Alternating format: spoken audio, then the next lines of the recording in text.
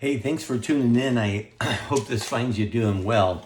I wanted to take a few minutes of your time and share with you, I think, one of my favorite passages. I guess it depends what's going on in my life, depends on my favorite passages. But in John chapter 15, verse number 12 through 15, the apostle records Jesus as he's giving these last instructions to the apostles. He says, "This is my commandment, that you love one another as I have loved you. Greater love has no one than this, that someone lay down his life for his friends. You are my friends if you do what I command you.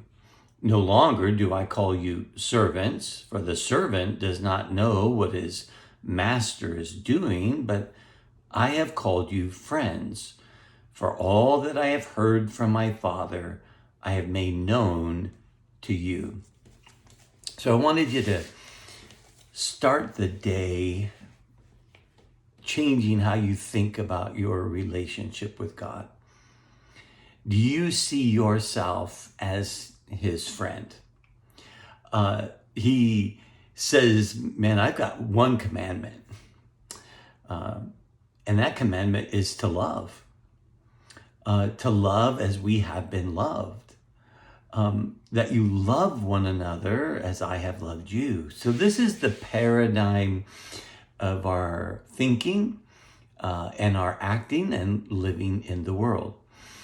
We don't love others the way they love us. That's kind of a reciprocal relationship. We love others as Jesus has loved us. We are called to forgive as we have been forgiven. So the very beginning, we have to stop and think, well, how am I loved? Because how can I love others the way I've been loved if I'm not aware? If I think that God has conditions, performance standards based on how well I do is how he loves me, then that's how I'm going to treat and love everybody else. But when we realize that he loves us because we're his, and that his love is the initiating, the empowering act of God towards us, then that liberates us to love others with the same unmerited favor, the same grace that he has given to us. He says in verse 13 that the demonstration of this friendship and this love is the laying down of one's life for their friends. And that is exactly what Jesus did for us. He was preparing the apostles for the events that were coming in the hours ahead of what's recorded in John 15, and he was going to the cross. Why was he going to the cross? Well, he was going to the cross to become sin for us. He went to the cross because he was going to do the work of reconciliation, that he was going to redeem us to himself. All of these different ways of looking at the same thing. And why did he do it? Because love.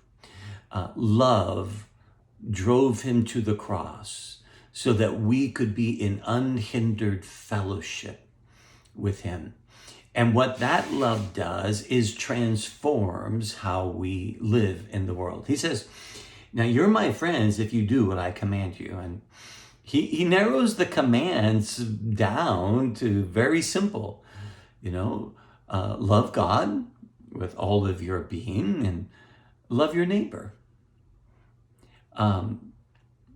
So are you choosing to live today as one who is loved? And are you willing to consent to his indwelling life to be a vessel of love and life in the world? Because that, my friend, is how we live as the friends of God. Yes, there are verses where Paul says that we are slaves of righteousness and we're servants, and we're not dismissive of those pictures, but at the core, we're friends, sons, servants, and we live in his love and we become vessels of his love. He said the servant doesn't know what the master's doing. He just does what he's told. He goes, but I tell you what I'm doing. I'm including you in the plans, and what I hear the Father saying, I say, and what I see him doing, I do. And that is our great privilege, to hear his indwelling presence speaking, and in so speaking, loving, and in so loving. You and I have this privilege to walk in an intimate relationship with him. No longer enemies, no longer alienated, no longer separated, the friends of God. And because of the perfect work of his sacrifice, nothing can separate you from that love, that friendship. So go out in the world today and live as a friend of God and love as he has loved you.